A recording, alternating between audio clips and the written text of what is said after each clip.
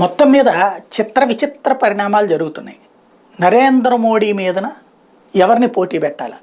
మమతా బెనర్జీ కాంగ్రెస్కే వెనుపోటు పొడుస్తుందేమో. ఎందుకంటే ఐఎన్డీఏ కూటమిలో చేరిన ఆవిడ నిన్న కరెక్ట్గా మంచి టైంలో చూసి గబక్కన పోటు పొడిచింది. రాహుల్ గాంధీ ప్రధానమంత్రి కావడం కోసం ఒక మెట్టు దిగి యూపీఏని విస్తరించి ఐఎన్డీఏ కూటమిని చేరిస్తే అక్కడ కూర్చుని తనకు కావాలని అడగకుండా, లేకపోతే కేజ్రీవాల్కి కావాలని చెప్పకుండా, ఐఎన్డీఏ భాగస్వాములు ఎవరికో అని చెప్పకుండా అకస్మాత్తుగా ప్రపోజల్ తెచ్చేసి ఖర్గేని ప్రధానమంత్రి అనేసి, తద్వారా కాంగ్రెస్ను ఒక ఇరకాటంలో పెట్టేసింది.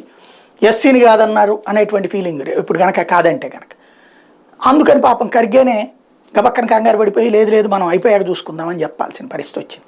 అది ఒక ఆస్పెక్ట్. అక్కడ కాంగ్రెస్కో దెబ్బేసింది. రెండో పక్కన వచ్చి మోడీ మీద ఎవరిని పెట్టాలి అందరూ కూర్చొని నేను మాట్లాడినప్పుడు ప్రియాంక తీసుకొచ్చి ప్రియాంకని పెడదాం, నితీష్ కుమారా ప్రియాంక.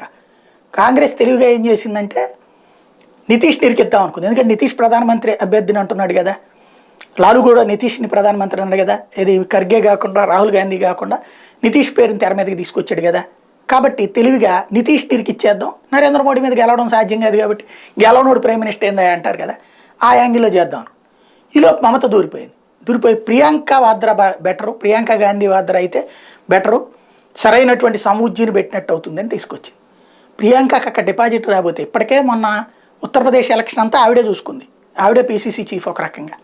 తీరా చూస్తే ఏమైపోయింది, ఉత్తరప్రదేశ్లో డిపాజిట్లు లేవు. ఆ దెబ్బతో ఏమైపోయింది కాంగ్రెస్ పరిస్థితి, అడుగంటిపోయింది. చివరికి ఈయనొచ్చి ఎవరో అఖిలేష్ యాదవ్ ఎన్నిస్తే అన్ని తీసుకునే స్థితికి వచ్చింది. ఇప్పుడు అక్కడ ప్రియాంక పోటీ చేస్తే ఆమె పరిస్థితి ఏమైపోతుంది? ఆవిడ జీవితం సర్వనాశనం చేయడమే కదా ఇక్కడ. అందులో భవిష్యత్ ప్రధానమంత్రి ఇప్పుడు రాహుల్ గాంధీ ఈ ట్రిప్ కనుక ప్రధానమంత్రి కాలేకపోతే నెక్స్ట్ ఇక ఆవిడనే ముందు పెడుతుంది కాంగ్రెస్ పార్టీ. అంటే భవిష్యత్తులో కాంగ్రెస్ పార్టీకి తురుపు ముక్క కూడా లేకుండా చేస్తున్నది మమత.